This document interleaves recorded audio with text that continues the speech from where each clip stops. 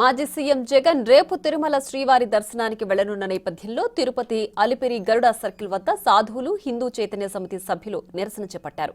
తమ శవాల మీదనే జగన్ తిరుమలకు వెళ్లాలంటూ అల్టిమేటం జారీ చేస్తున్నారు. దీనికి సంబంధించి మరింత సమాచారం మా ప్రతినిధి దామోదర్ అందిస్తారు.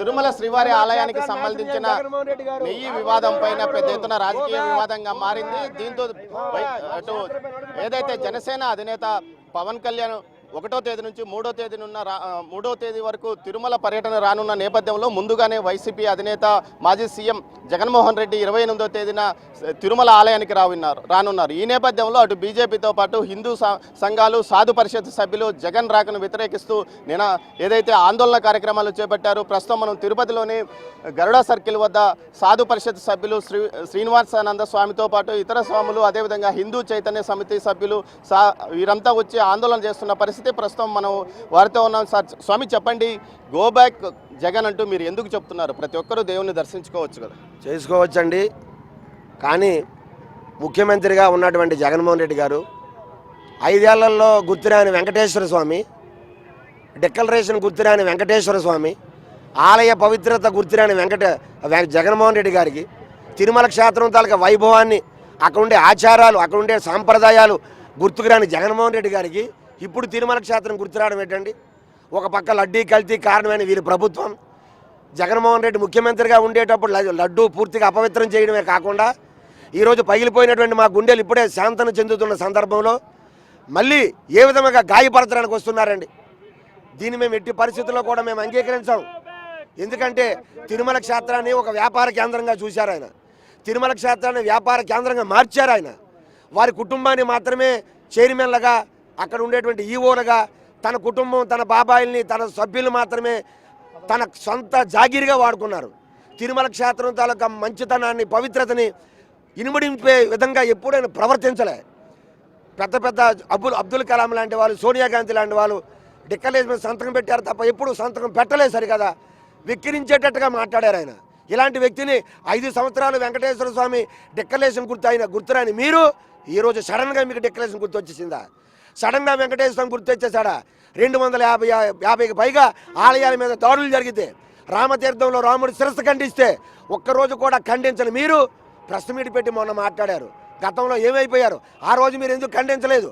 ఆ రోజు హిందువుల మనోభావాలు ఎందుకు గుర్తించలేదు? ఇప్పుడు డిక్లరేషన్ ఇస్తే తప్ప లోపలికి రానివ్వని బీజేపీతో పాటు ఇతర సంఘాలు అంటున్నారు. డిక్లరేషన్ ఇస్తే మీరు కూడా అనుమతిస్తారా? ఎట్టి పరిస్థితులు అనుమతించండి. మా హిందుత్వాన్ని మంట కలిపారు, మా హిందూ ధర్మాన్ని వికరించారు, హిందువులకు అన్యాయం చేశారు. మా వెంకటేశ్వర స్వామి ముఖ్యంగా మరీ అన్యాయం చేశారు. ఈ ప్రసాదాన్ని కల్తీ చేయడం, హిందువులు ప్రపంచంలో బాధపడి కన్నీరు పెడుతున్నారు. హిందువులకి ఇలాంటి అన్యాయం చేసిన జగన్మోహన్ రెడ్డిని ఎట్టి పరిస్థితుల్లో కూడా మేము తిరుమలకు అంగీకరించేది లేదు. ఆయన వెళ్తే మా బాడీల మీద, మా శరీరాల మీద వాహనాలు వెళ్ళాలి తప్ప ఎటువంటి త్యాగానికైనా మేము సిద్ధంగా ఉన్నాం. మీరు చెప్పండి, అంటే ఏ దేవుణ్ణైనా ఎవరైనా సందర్శించుకోవచ్చు, డిక్లరేషన్ ఇస్తే తిరుమలకు కూడా వెళ్ళొచ్చు. ఈ సందర్భంలో మీరు ఈ విధంగా ప్లకార్డులు పట్టుకుని నిరసన తెలియజేయడం తప్పు కదా? ఈరోజు కోట్లాది మంది హిందువుల మనోభావాలు పక్కన దెబ్బతిని మేము బాధపడి ఇప్పుడిప్పుడే కోలుకుంటూ ఉంటే, మళ్ళీ మమ్మల్ని బాధ పెట్టేదానికి వస్తూ ఉంటే మేము అతన్ని అడ్డుకోకుండా ఎందుకుంటాము? ఖచ్చితంగా అడ్డుకోవాలి. ప్రతి ఒక్క హిందూ కూడా ఈరోజు ఖచ్చితంగా అడ్డుకుంటాడనేసి కూడా తెలియజేస్తున్నాము. అతను చేసిన తప్పిదం మామూలు కాదు. టీటీడీ చరిత్రలో ఎవడు చేయలేనటువంటి నీచమైనటువంటి పని చేశాడు.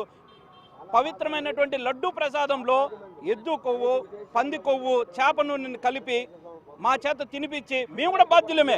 మాతో పాటు కోట్లాది మంది హిందువులు బాధ్యులు ఉన్నారు. ప్రెసిడెంట్ ఆఫ్ ఇండియా మొదలుకొని ప్రతి ఒక్కరు ఆ లడ్డూ ప్రసాదాన్ని తిన్నారు గత ప్రభుత్వంలో. అందరూ కూడా ఇక్కడ బాధ్యులే ఉన్నారు. ఇలాంటి సమయంలో ఆయన రాజకీయం కోసం ఒక క్రిస్టియన్, జగన్మోహన్ రెడ్డి క్రైస్తవుడు, ఆయన నిత్యం ఆయన మెడలో జీసస్ లాకెట్ ఉంటుంది. ఇప్పుడు ఆ లాకెట్ వేసుకొని తిరుమలకి పోతాంటే మేము అనుమతించాలా? ఏముందండి, దేవుడి మీద నమ్మకం లేనో డిక్లరేషన్ కూడా ఇస్తాడండి. ఎవరైనా ఏమన్నా చేస్తారండి. మొన్న కరుణాకర్ గారు ఏం చేసినారు? అఖిలాండం ముందు పోయేసి హారతి తిప్పేసి నా కుటుంబం నాశనం అయిపోవాలని. దేవుడే లేదు నల్లరాయి అని చెప్పిన వ్యక్తికి ఎన్ని ప్రమాణాలు చేసినా ఎవరికి ఏమి ఇక్కడ జరుగుతుంది? మీరు జగన్ అడ్డుకోవడానికి ఎలాంటి ప్రయత్నాలు చేస్తున్నారు? ఎలాంటి ఆందోళన కార్యక్రమాలు? రేపు 2 తెలుగు రాష్ట్రాల నుంచి మఠాధిపతులు, పీఠాధిపతులు, హిందూ సంఘాలు అందరూ కూడా వస్తున్నారు. రేపు తల్లారి రౌండ్ టేబుల్ సమావేశాన్ని నిర్వహించుకుంటున్నాము.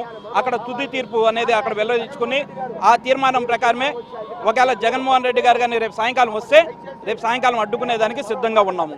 ఏదైతే ఇటు హిందూ సంఘాలు కానీ సాధు పరిషత్ సభ్యులు చెప్తున్న దాని ప్రకారము రేపు పెద్ద ఎత్తున 2 తెలుగు రాష్ట్రాల్లోని సాధు పరిషత్ సభ్యులు మఠాధిపతులు ఇక్కడికి చేరుకుంటారు. వీరందరి ఆధ్వర్యంలో ఒక కార్యక్రమాన్ని నిర్వహిస్తాం, రౌండ్ టేబుల్ సమావేశాన్ని నిర్వహిస్తాము. తర్వాత ఏ విధంగా జగన్మోహన్ రెడ్డిని తిరుమల రాకుండా అడ్డుకోవాలన్న విషయంపైన నిర్ణయం తీసుకుంటామని చెప్తున్నారు. మరోవైపు ఏదైతే శ్రీనివాసానంద స్వామి చెప్తున్న దాని ప్రకారం తమ శరీరాల మీదనే నడిచి జగన్ వెళ్లాలంటూ వారు అంటున్న పరిస్థితి ఇక్కడ కనిపిస్తుంది. కెమెరా పర్సన్ పురుషోత్తంతో దామోదర్, తిరుపతి గరుడా సర్కిల్ నుంచి. అదేవిధంగా తిరుపతి లడ్డూ వ్యవహారంపై వివాదం ముదరడంతో జిల్లా పోలీసు యంత్రాంగం అప్రమత్తమైంది. జిల్లా వ్యాప్తంగా సెక్షన్ 30 పోలీస్ యాక్ట్ అమలు చేశారు. అక్టోబర్ 24 వరకు ఆంక్షలు అమల్లో ఉండనున్నట్లు జిల్లా ఎస్పీ సుబ్బరాయుడు తెలిపారు. ఏదైనా సభలు, సమావేశాలు, ర్యాలీలు, నిరసన కార్యక్రమాలు చేయాలంటే ముందస్తు అనుమతి తీసుకోవాల్సిందేనని స్పష్టం చేశారు. ముందస్తు అనుమతి లేకుండా ర్యాలీలు, ఊరేగింపులు, సమావేశాలు నిర్వహించిన వారిపై చట్ట ప్రకారం కఠిన చర్యలు తీసుకుంటామని అన్నారు.